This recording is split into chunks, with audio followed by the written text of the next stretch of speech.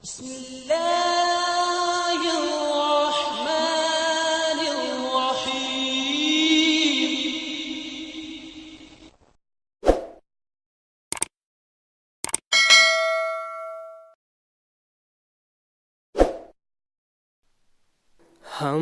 तो रखते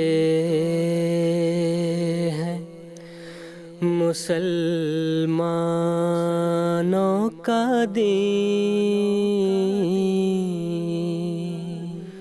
दिल से है खुदा में ख़त्मुल मुरसलीन, दिल से है खुदा में ख़त्मुल मुरसलीन, ख़त्मुल मुरसलीन।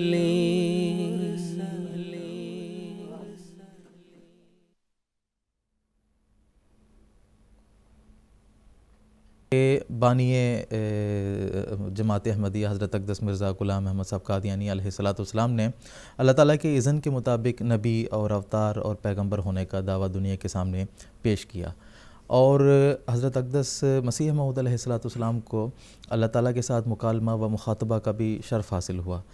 आप अलैहिस्सलाम के जो इल्हामात हैं उसमें हम देखते हैं कि ख़ास तौर पर आप अलैहिस्सलाम को मसीह कृष्ण करार दिया है। कहीं कृष्ण की सिफ़त रविंद्र गोपाल से अल्लाह ताला आपसे मुखातिब होता है, कहीं आपको आर्यों का बादशाह कहा गया है। तो ये जो मुख्तलिफ़ अलकाब हैं जो हज़रत मसीह मऊद अलैहिस्सलाम के लिए अल्लाह ताला ने इस्तेमाल किया है, इसमें क्या हिकमत है और इसकी क्या तफसील है, इसके बारे में बताएँ। नाज़रीन किराम, ये अजीब इत्तेफ़ाक है कि जो पेशगोइयाँ अहादीस में हमको या कुरान मजीद में हमको सैयदना हज़रत मसीह मऊद अलैहिस्सलाम के मुतालिक मिलती हैं, उन्हीं से मिलती जुलती तकरीबन हिंदू कुतुब में भी हमें यह सारी पेशगोइयाँ मिलती हैं।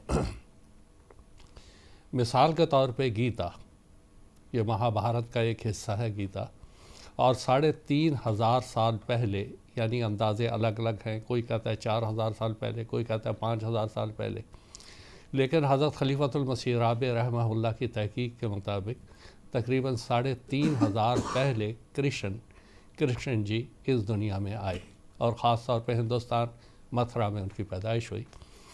और गीता में उन्होंने कुछ संदेश दिए, कुछ पेशगोइयाँ की, कुछ बहुत सी बातें बताई। उसमें आपने आज के मौजू से मुतालिक जो बात है वो ये कि अध्याय 4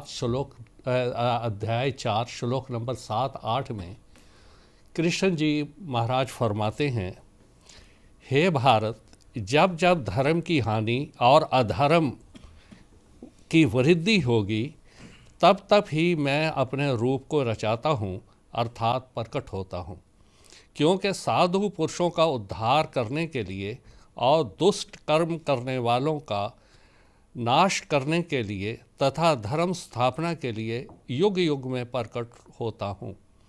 अब इसमें कृष्ण जी की बात पेशगोइयाँ हैं बड़ी ज़बरदस्त, और ये पेशगोइयाँ इस किस्म की हैं कि अल्लाह ताला ने इसको तारीफ़ से महफूज रखा। सबसे पहले कृष्ण जी इसके अंदर पेशगोई के तौर पर और इंतबाह के तौर पर फरमा रहे हैं कि जब जब धर्म अधर्म में बदलेगा, लादीनियत में बदलेगी, लोग धर्म से पीछे हट जाएंगे, तो उस वक्त मैं अपना रूप रचाता रहूँगा, मेरा कोई ना कोई मसील आता रहेगा। अब धर्म क्या है? कुरान मजीद के उसूल के मुताबिक धर्म ये है कि हर नबी जो आया वो इस गर्ज़ के आला अनेबुदुल्लाह वज्तनिबुत्तागूत कि तुम अल्लाह ताला की इबादत करो और बुत परस्ती से तुम परहेज़ करो, उससे इज्तनाब करो। इसलिए अल्लाह ताला ने अंबिया को भेजा।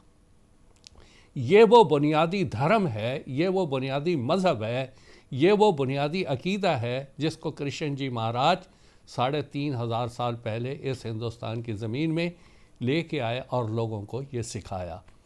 और उसके साथ ही उन्होंने बता दिया, क्योंकि दुनिया के अंदर एक इंसान जो है वो गुमराही की तरफ जल्दी चल पड़ता है, आपने फरमाया अधर्म भी आ जाएगा और लोग इस असूल को छोड़ देंगे और वज्तनिबु तागूत की बजाय वो तागूत और बुत परस्ती और मूर्ति पूजा और गुनाहों, जुल्म, पाप उसकी तरफ बहुत ज़्यादा बढ़ जाएंगे।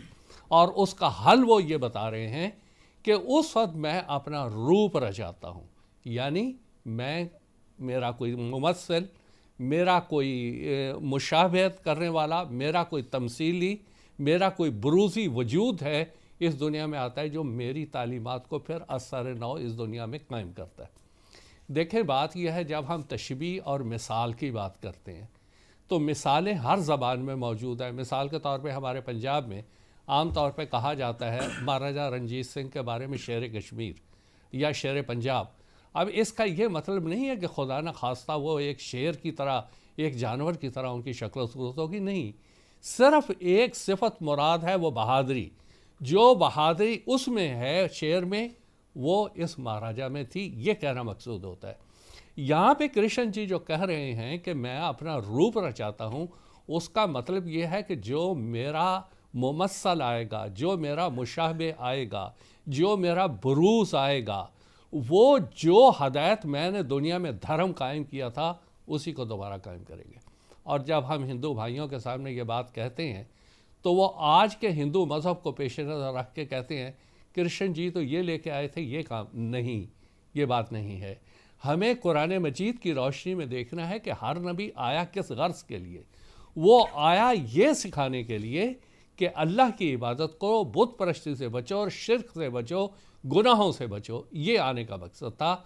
और यही कृष्ण जी ने कहा था कि मैं आऊँगा, मेरा बुरूज़ आएगा, मेरा ज़िल आएगा और मैं उसके रूप में इस दुनिया में आऊँगा और दुनिया को फिर वहदानियत, एक अल्लाह की इबादत और शिर्क से इज्तनाब की वो तालीम देगा। और फिर आप ये कहते हैं यही धर्म है स्थापना के लिए वो आएगा।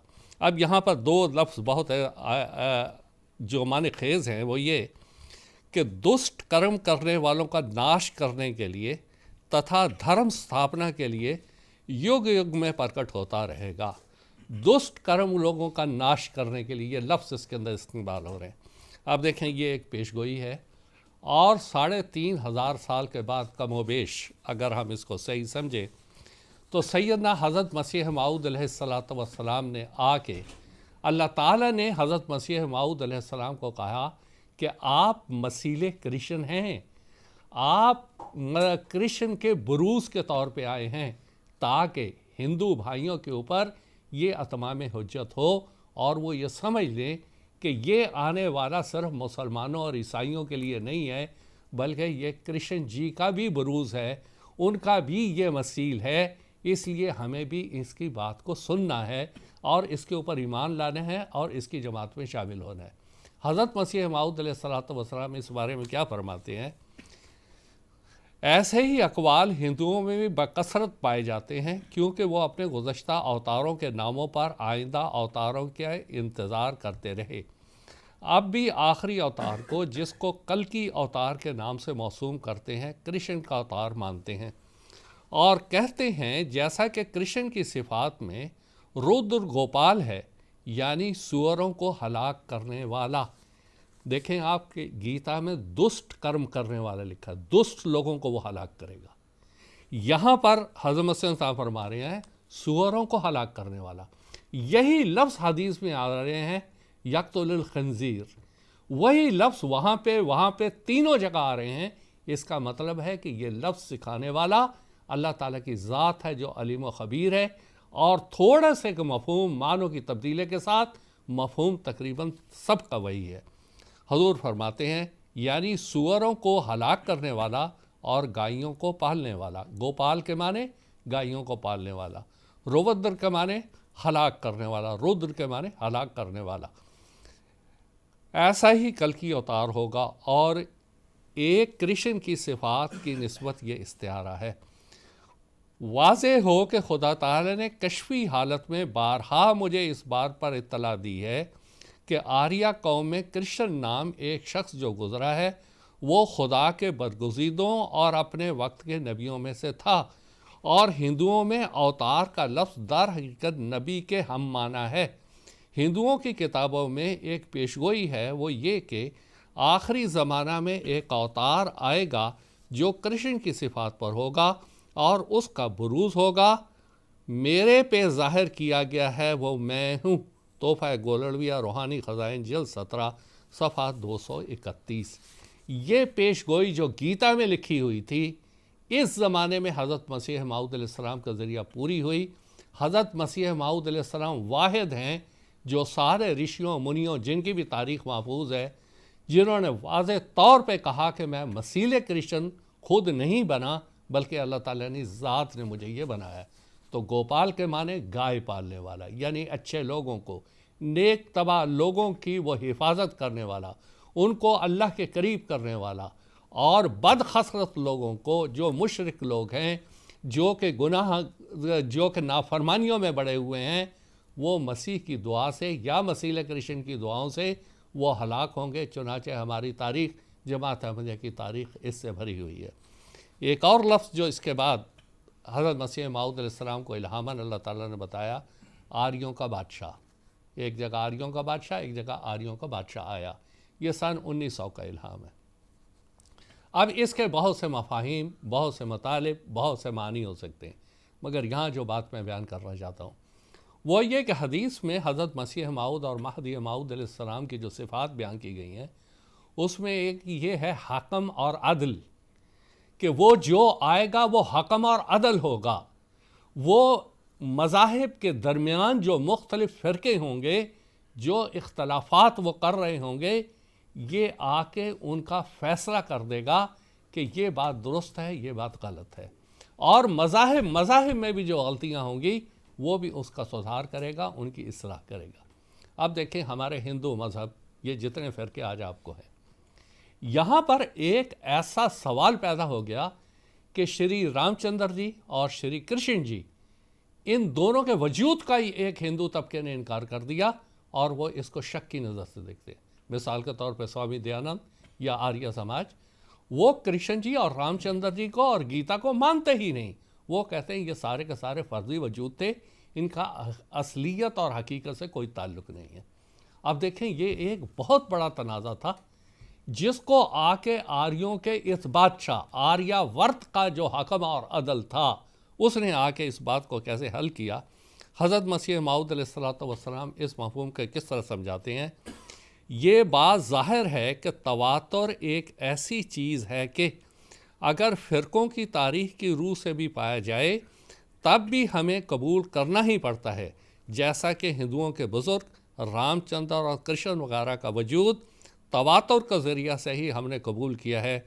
हरगिज़ नहीं हो सकता कि राजा रामचंद्र और राजा कृष्ण फ़र्जी ही नाम हों। इज़ालाहाम रूहानी ख़ज़ाइन जिल्द 2 सफ़ा 399। हज़रत मसीह साहब ने फरमाया ये जो तुमने एक इख्तलाफ खड़ा कर दिया और तुम जो ये कहते हो कि रामचंद्र और कृष्ण जी महाराज का कोई वजूद नहीं था, ये बिल्कुल गलत है। तवातुर से ये साबित है ये दोनों थे। आज हम हिंदुओं के बाद जलसों में जाते हैं, मिसाल के तौर पे उनको जमात अहमदिया के नुमाइंदे के तौर पे हम वाज़ेह तौर पे ये बात समझाते हैं कि तुम में से हो सकता है बाज़ रामचंद्र जी को ना मानते हों, तुम में से बाज़ ऐसे हैं जो कृष्ण जी को भी ना मानते हों, तुम में से बाज़ ऐसे हैं जो गीता को भी शक की नज़र से देखते हो। लेकिन हम अफराद जमात अहमदिया इस यकीन पे कायम हैं कि जो कुछ मसीह कृष्ण ने कह दिया, मसीह मऊद अलैहिस्सलाम ने कह दिया, वो 100% दुरुस्त है। और हम कृष्ण जी और रामचंद्र जी दोनों को अल्लाह का नबी और अवतार मानते हैं। और ये भी वाज़ेह रहे कि अवतार, जैसा कि हज़रत मसीह मऊद अलैहिस्सलाम ने फरमाया कि अवतार बामाने नबी और रसूल के हैं, और इनके आने की वाहिद और वहीद गर्ज़ ये होती है कि अल्लाह की इबादत करना सिखाना, और दूसरा बुत परस्ती से इज्तनाब, शिर्क से इज्तनाब, ये इनका अहम मनसब होता है। और यही कृष्ण जी ने किया, यही रामचंद्र जी ने किया, यही इस कल की दौर के अवतार सैयदना हज़रत मोहम्मद सल्लल्लाहु अलैहि वसल्लम जो असल मिज़दाक हैं और जो उनके बरूज़ मिर्ज़ा ग़ुलाम अहमद साहब हैं, उन्होंने भी इसके फ़रीज़ा को अदा किया। तो जो कुछ अल्लाह ताला ने हज़रत मसीह साहब को इन हिंदू भाइयों पर अतमाम हुज्जत के लिए इल्हामात नाजिल किए थे, बैन ही पूरी हुए। और जो इसकी हकीकत को समझते चले जा रहे हैं, अल्लाह ताला के फज़ल से वो जमात में शामिल भी होते चले जा रहे हैं।